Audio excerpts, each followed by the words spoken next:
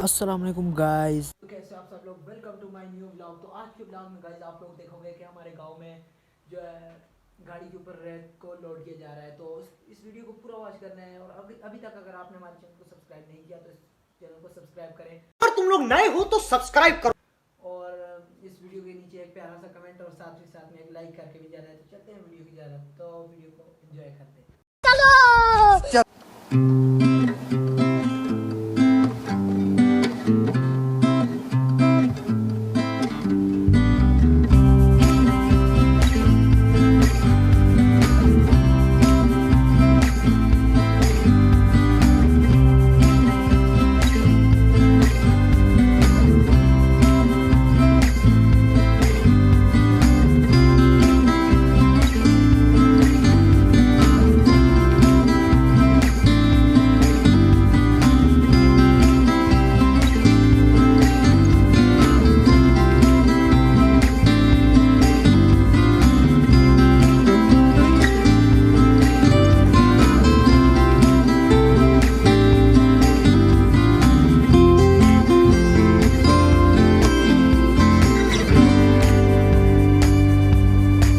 और अभी तो रुको, क्लाइमैक्स अभी बाकी है।